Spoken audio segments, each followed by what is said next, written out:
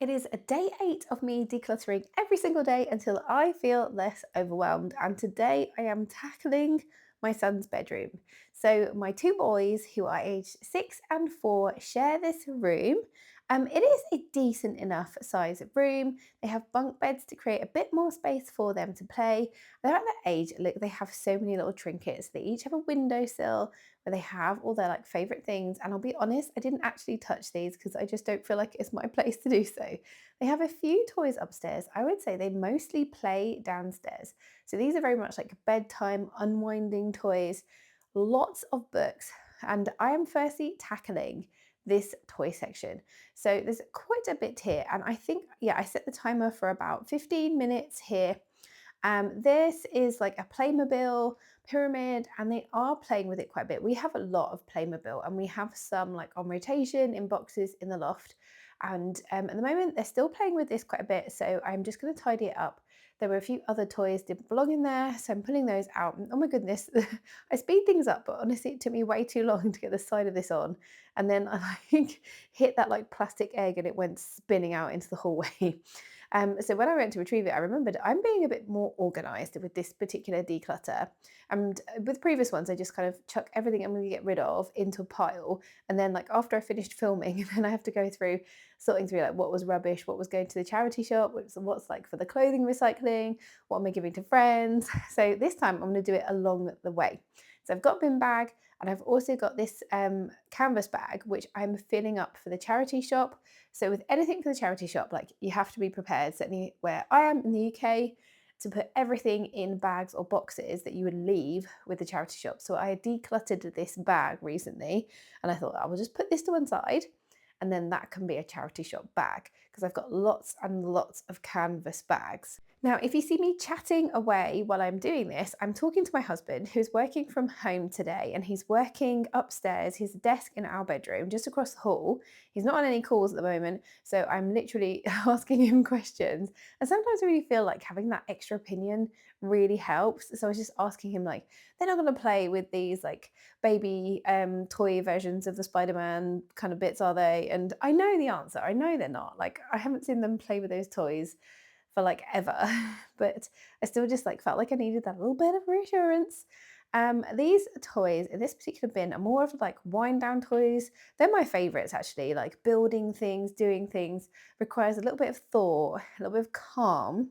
Magnetic tiles are one of like our kids' all-time favorites, and mine, I have to say. I do like building stuff with magnetic tiles. Not a fan of Lego, but I like the magnetic tiles, and I've bought them as presents for so many friends' kiddos. So if you've got, young children in the family, magnetic tiles, like 100%. We've got a couple of packs of them because we build quite large structures and generally like there's a lot of us building at any one time. So I'm going through everything though because I have lost my watch. This is kind of one of the things that prompted this series of decluttering. I've lost my watch about 10 days ago now. Very precious to me, 40th birthday present from my husband, like one of the nicest things that I own, kind of second to my engagement ring. So I'm basically, even though I know like we're absolutely going to keep like magnetic tiles and some of the games in here, I'm just going through everything, making sure there's nothing in the bags that doesn't belong, and kind of crossing my fingers and hoping that my toddler might have stashed my watch in there. And we don't know for sure. Like the stressful thing is I can't remember taking it off. The last time I wore it, Saturday 10 days ago. I know I was wearing it. I remember wearing it. I remember looking at my watch in the day that day. I don't remember taking it off because, like, why would I? It's not a significant memory. We were out with family. It was a really busy day. It was a late night. Our kids had fallen asleep in the car on the way home. Then they were grumpy because we'd got them out. My toddler was crying, and it was one of those, just like quickly get the muddy clothes off. And I've taken the watch off, presumably. Usually just put it on my bedside table, and it was Monday. I looked at my bedside table and I thought, something is missing. Where is my watch? I went into panic mode, and I've hunted for it. My husband has hunted for it. Like we've been through so much of the kid stuff, and I felt like I'm losing things. I can't find things easily because there's so much stuff. I'm tripping up on things. We're falling over things. It's getting like harder to put the house together. It's taking a lot more time. So a combination of things. It wasn't just my watch, but like a combination of things led to me realizing like there's too much stuff in this house. So going through the toys now and some of the Playmobil, and just thinking like this particular like bin lorry toy, like I haven't seen the boys play with it for quite a while. They do play with the fire engines. I was asking my husband about that, like just as kind of sense check. But my mother-in-law has recently asked for any like toy cars that we have for her house because she has like a bit of toy cars there for the grandkids to play with. I have a couple of nephews who are very fond of toy cars, and I thought like this would be perfect. So I'm just looking for all the bits to go with it, like the little bin bags and the bins, and then some people so that I can take that to mother-in-law's next time we go. I don't know why, but I find when I take things like my mother-in-law's house or my mum's house to live there, like toy-wise of the kids, that they tend to play with them more at their houses than they do at my house. And I think it's just because like there is a less overall, like they recognize the toys as having been theirs, and then they're more interested in them. They don't have as many distractions. I find it with Lego. We have a lot of Lego in the house and a big tub of Lego. It's very accessible. It's very easy for the kids to get at. But they don't tend to play with Lego much at our house. But as soon as they go to my mum's house, they get the big tub of Lego out, the Lego boards, they sit in the office there where the Lego is, and they sit on the floor and they play with Lego for hours. And it's wonderful. I love it. I love how, interested they are and all the things that they come up with. But for whatever reason, they do not play with Lego much in my house. And growing up, my brother in particular was like obsessed with the Lego, that Lego tub would be tipped upside down like on a daily basis. It would drive my mother insane. I find it hilarious. This tub still exists. It's the exact same tub that we had as kids. That is at my mum's house for the grandkids now. And my mum used to go like, she just used to send like her a bit crazy when she'd hear the sound of all the Lego being tipped out, like it was a big tub. And you know that sound of like rushing Lego. And she'd always say, like, please don't tip the whole tub out. Like, can you just take what you need from it? But you can't see everything. And we was like, oh, we can't find the bit that we want, or we need a door or a window or a wheel or something. As you're like trying to gently tip the Lego tub out so that she can't hear it all spitting out and come running in like, no, I said don't tip the whole tub out. But yeah, she's not like that. No, she's a grandma. She seems to be way more chill about the Lego being upended. And maybe it has something to do with the fact that, of course, my husband and I are the ones that tidy it up. We absolutely do not expect her to go around picking up Lego, but it makes me laugh. Time to move on to all of the books. We have a lot of books, and we also do have library cards, and we do get library books out probably about every other week.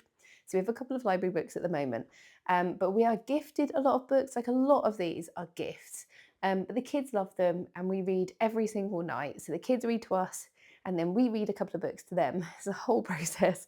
We read a lot in the evening. So as I am going through the books, I'm just trying to put them into some vague categories. Like what with my 4-year-old having started school recently and just learning to read, I have a bunch of books which are like phonics based, learning to read books, putting those in one pile, putting the Christmas books in one pile on the bed there, because during this time over Christmas, we'll try and read our Christmas books like a good few times, make sure we've got through all of them. Julia Donaldson books, because we really love those. We've got loads of those.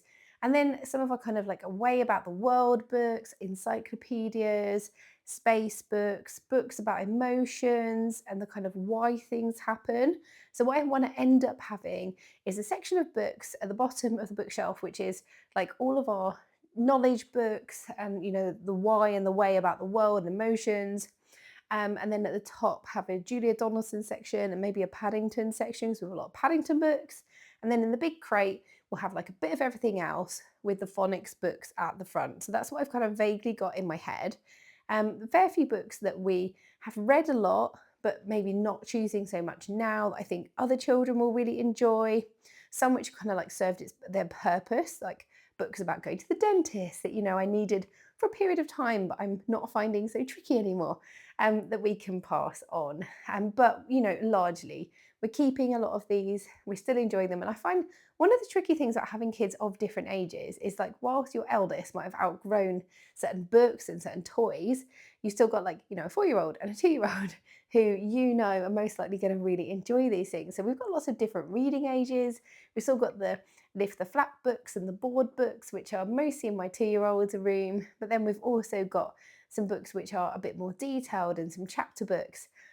for my eldest to do more of the reading of. So it's fine. It's just one of those things. I think we'll always be there. We'll always have things spanning different age groups. So I'm just going to start putting those back now into the orders that I have decided. And, I think they won't stay like that for too long.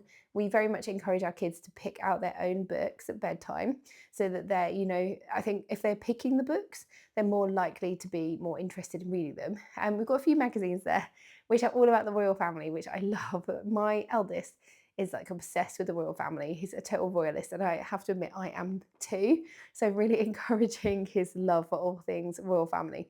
In the summer next year, I'd really like to take him for a little tour of Buckingham Palace. Like they do tours at different times of the year, but also like it's a big trip and it's a bit more expensive to do that. And I want my all the children to enjoy it as well. And I think that my middle child probably would enjoy it, but my youngest is probably too young. So we'll have to think about it. And maybe if there's like an inset day at school, I could just take the boys. So just starting like I should say, the 15-minute timer went when I finished the toys on the side. I added a bit more time on, I think, to do the books. And now I'm just setting like 5 minutes to do some of the trinkets in this particular bear basket. It's a bit of a catch-all. Some precious things that they love, some of the little trinkets, but also medication, inhalers. There were an awful lot of inhalers and a lot of them were out of date. So this was a good exercise actually. I think it's one of those things, you're busy living life with really young children, that you just don't realise things are out of date and things are mounting up. Now, all this time, I mentioned the watch earlier. The watch, as it turns out, was in the room, but I did not know it. And also I didn't realise it during this declutter. So where the ladder is there, if you were to reach up where the ladder is underneath the mattress, there's the watch. It's sitting there during this filming. My watch is there, and I'll be honest, after I'd gone through all the toys here, because we've been through the boys' beds, we've been around their teddies, we've been around their beds, and then we hadn't found the watch. I'd done it, my husband had done it. So I wanted to go through the teddies again. I didn't get around to doing that during this particular declutter. I used my lunch breaks to do it. I had to get back to work. But because I didn't find it like in amongst the toys, and I'd really hoped that I might, I've already looked under the little gap under the bed a couple of times. So when it got to the evening, I said to my husband, like, I haven't really looked around the teddies properly. I've just had a quick look. Have you? He said, oh no, I had just had a quick look too. And I thought, do you know what? I'm just going to do it. I'm just going to look through it right now. Went through all the teddies with my 6-year-old. He helped me, moved all the teddies, and then I started to like actually pick up the mattress on the edges and have a look around it. And I didn't find anything then. And I looked around, I would say actually randomly, 3 edges. I don't know why I thought that the edge closest to the ladder, there wouldn't be something there. I had in my head, I guess, that the watch might have fallen, been put on the shelf near the teddies and then fallen. So when it came to reading at night with my boys, and they were sat on the bed, the bottom bunk, and then I was sort of on the floor between them reading. And my 6-year-old, they just kind of got nervous energies, moving around, putting his hands up in the gaps. And then he suddenly pulled my watch down and said, oh, look, mummy, there's your watch. And I think what had happened is my 2-year-old had probably gone up the ladder, dropped it in between the mattress, and we hadn't realised she had it, of course. So unbelievable. I was so shocked. But here is everything I managed to get rid of whilst completely oblivious to the fact that the watch all along was sitting there just under the mattress of the bed.